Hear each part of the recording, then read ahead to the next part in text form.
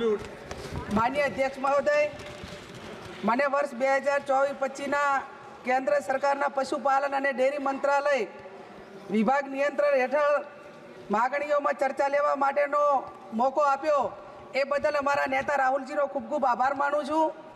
આ વિભાગમાં 7,137.68 કરોડની ફાળવણી કરવામાં આવેલી છે, તેને વધારવામાં આવે। માનનીય અધ્યક્ષશ્રી, ગૃહના મોટા ભાગના સભ્યોએ ગૌ માતા માટેની વાત કરી। હું પણ ગૌ માતાની વાત કરવા માગું છું કે દેશના સાધુ સંતો મહંતો જ્યોતિષપીઠના શંકરાચાર્ય સ્વામી અવિમુક્તેશ્વરાનંદ સરસ્વતી મહારાજ પદયાત્રા કરીને ગૌ માતાને રાષ્ટ્રીય માતાનો દરજ્જો આપવા માટે સરકાર પાસે માગણી કરી રહ્યા છે। માનનીય અધ્યક્ષશ્રી, ગૌ માતાને રાષ્ટ્રીય માતાનો દરજ્જો મળે અને ગૌ વંશ ઉપર હત્યાનો પ્રતિબંધ આવતો કાયદો એ લોકસભામાં લાવવામાં આવે એવી હું માગણી કરું છું। માનનીય અધ્યક્ષશ્રી, ગાયોને નિભાવણી માટે પશુ દીઠ તમામ ગૌશાળાઓને 100 રૂપિયા પ્રતિ દીઠ આપવામાં આવે એ પણ હું માગણી કરું છું।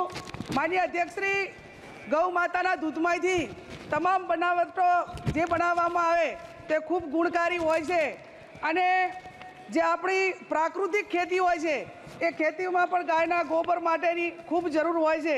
માનનીય અધ્યક્ષશ્રી, પશુની ખરીદી કરવામાં આવે અને પશુપાલક તેનો ઇન્સ્યોરન્સ લે છે ત્યારે એના ઉપર 18% GST લગાડવામાં આવે છે, તો એ GST હટાવી દેવામાં આવે એવી પણ હું માગણી કરું છું। માનનીય અધ્યક્ષશ્રી, ભારતમાં ચાલતા તમામ કતલખાનાઓમાં કઈ પાર્ટીએ કતલખાનાઓ પાસેથી કેટલું ફંડ લીધું તે નામ જાહેર કરવામાં આવે એવી પણ હું માગણી કરું છું।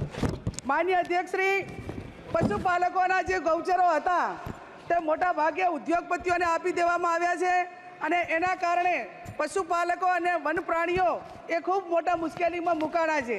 ત્યારે માનનીય અધ્યક્ષશ્રી, આપના માધ્યમથી માગણી કરું છું કે જે ગૌચરો છે એ ઉદ્યોગપતિઓને કેમને ન આપવામાં આવે અને એના ઉપર જે સુપ્રીમ કોર્ટને પ્રતિબંધ નાખેલો છે એને યથાવત રાખવામાં આવે એવી પણ હું આપની પાસે માગણી કરું છું। માનનીય અધ્યક્ષશ્રી, મારો જિલ્લો બોર્ડરનો જિલ્લો છે અને એમાં સેન્સિટિવ ઝોન છે।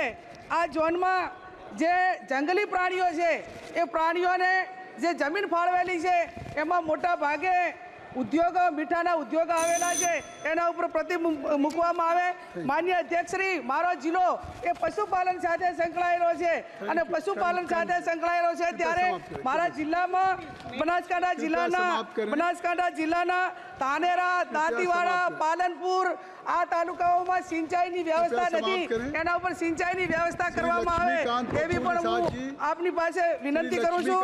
માનનીય અધ્યક્ષશ્રી, જે ડેરીઓની ચૂંટણી અને તમામ સહકારી ચૂંટણીઓ એ એક મંડળીનો ઠરાવ કરવામાં આવે છે, એને બદલે તમામ દૂધના કસ્ટમરો હોય એ ડેરી નિયામકના તમામ પ્રતિનિધિઓને ચૂંટે એવી પણ હું માગણી કરું છું।